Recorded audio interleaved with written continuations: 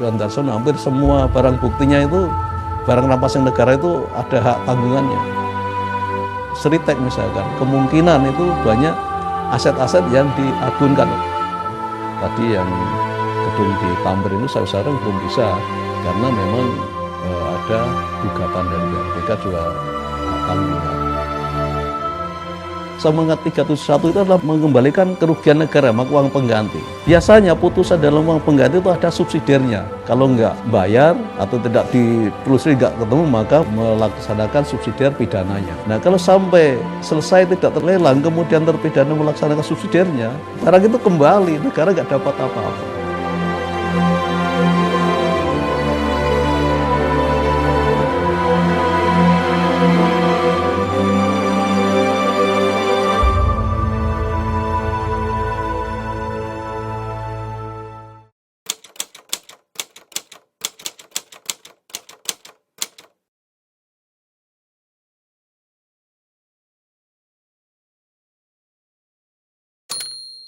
Sekarang seluruh barang bukti, baik itu berasal dari tindak pidana khusus maupun tindak pidana umum, itu begitu berada di kejaksaan, maka yang mengelola adalah Badan Pemulihan Aset.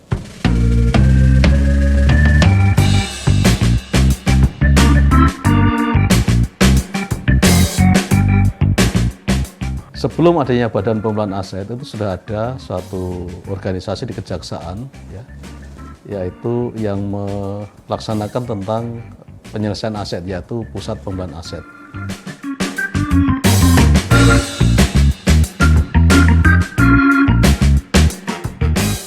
Pada saat pembentukan Pusat Pemulihan Aset itu memang masih minim, sumber daya manusia masih minim.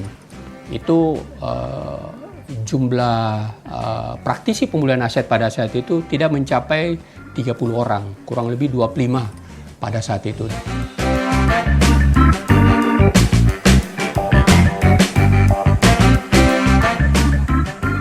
Bahwa Badan Pemulihan Aset ini adalah suatu badan pendukung, artinya yang dilaksanakan itu terkait dengan tugas dari bidang-bidang yang lain. Perkara tindak pidana korupsi dan tindak pidana HAM berat, kejaksaan berwenang untuk melakukan penyidikan, penuntutan maupun eksekusi. Tindak pidana selain kedua tindak pidana tersebut, kejaksaan berwenang untuk melakukan penuntutan dan eksekusi.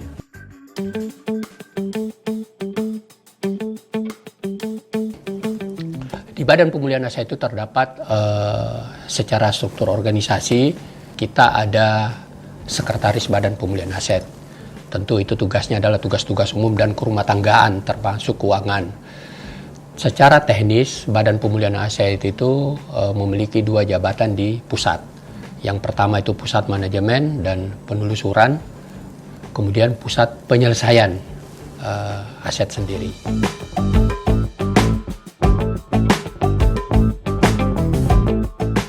Di dalamnya kami terbagi struktur itu ada Kepala Bidang Penyelesaian Aset terkait tindak pidana dan ada penyelesaian aset lainnya. Penyelesaian aset terkait tindak pidana inilah yang memang paling banyak melakukan kegiatan karena dia harus menyelesaikan, harus membereskan aset-aset terkait tindak pidana, bukan hanya tindak pidana korupsi, tetapi tindak pidana umum. Itu cukup banyak dan bervariasi. Kemudian ada juga penyelesaian aset lainnya. Penyelesaian aset lainnya itu adalah yang di luar tindak pidana. Itu kaitannya dengan kementerian terkait. Kita bisa membantu untuk mendampingi untuk menyelesaikan aset tersebut. Misalnya ada dalam penguasaan pihak lain, kepemilikannya adalah kementerian, lembaga atau negara, dikuasai oleh pihak lain, kita bisa membantu untuk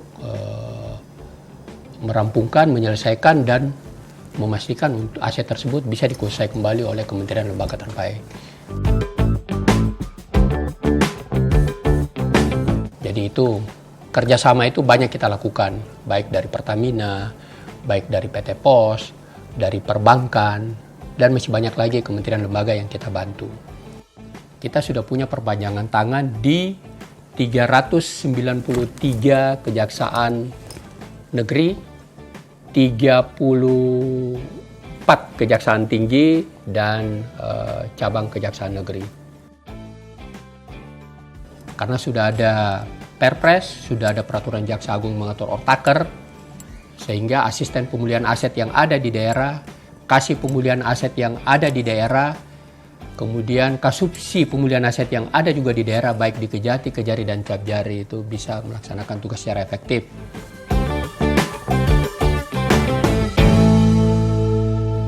Khususnya barang-barang yang dirampas untuk negara untuk dilelang, ya, ini perlu adanya suatu penanganan perkara yang clear and clean. Artinya perkara-perkara tersebut pada saat selesai tidak ada suatu permasalahan.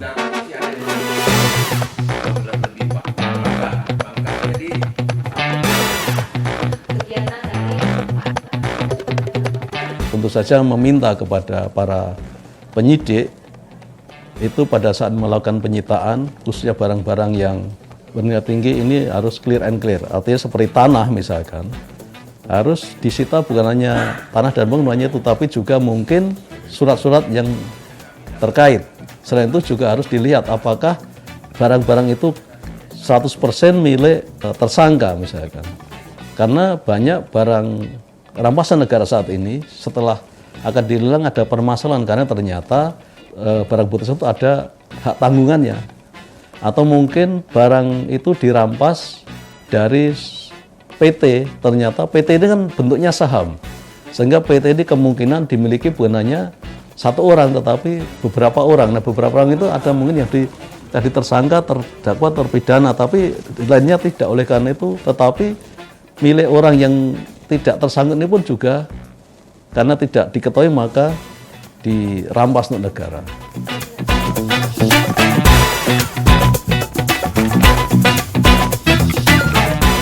Setelah tahap penyidikan tuh namanya ada pra penuntutan kan. Nah, jaksa peneliti ini juga harus meneliti barang bukti, jangan hanya meneliti ada enggak surat perintahnya, ada enggak berita acaranya, itu ditanyakan, ada enggak hak tanggungan dan sebagainya. Atau mungkin, nah ini juga ada, kalau misalkan tanah dan bangunan yang disita jangan hanya sertifikatnya, tetapi juga sertifikat ini berserta tanah dan bangunan kan. Ada beberapa putusan itu ternyata waktu disita itu hanya sertifikatnya, sehingga putusan itu tidak bisa, tanah bangunan tidak bisa dieksekusi. Ini ada beberapa kasus narkoba seperti itu. Ketika penyitaan itu terhadap barang bukti itu tidak sempurna, itu berimbas kepada penyelesaian aset tindak pidana. Memang kita semangat untuk mengembalikan kerugian negara, itu harus. Tapi penghilangan barang negara ini jangan sampai orang-orang yang tidak bersalah juga menanggung untuk mengembalikan kerugian terpidana.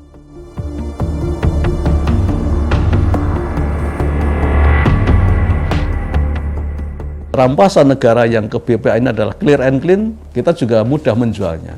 Waktu menjual minta tolong kepada KPKNL atau KJPP untuk melakukan penilaian. Penilaian dari KPKN atau KJPP ini yang kita jadikan dasar untuk menentukan nilai limit lelang. Nah, ini kadang-kadang penilaiannya juga terlalu tinggi. Udah barang rampasan, mungkin bisa seperti mobil, kondisinya juga sudah berkurang. 60% yang kita lelang itu tidak laku, tidak ada peminatnya karena harganya terlalu tinggi.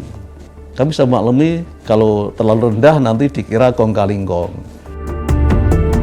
Jadi lelang itu hanya bisa batal apabila yang pertama sebelum lelang dimulai kita minta kepada KPL dibatalkan, atau pada saat lelang kami tidak hadir, itu bisa tidak terjadi.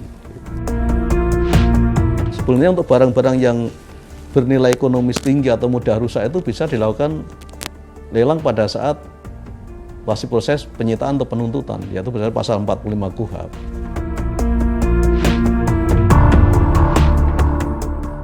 Kita itu selain melelang, ya, itu juga ada barang-barang ini yang diminta oleh instansi, Mbak, untuk itu namanya digunakan oleh instansi lain.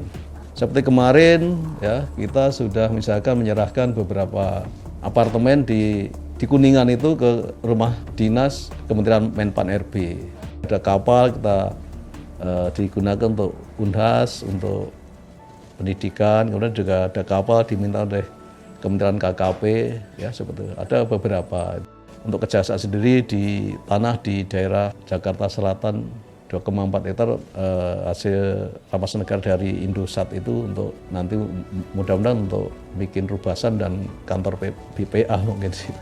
Dari tahun 81 sejak terbitnya hukum acara KUHAP ya, sampai terakhir 2024 itu pengelolaan rumah penyimpanan barang sitaan dan rampasan itu dilakukan oleh Kementerian Hukum dan HAM.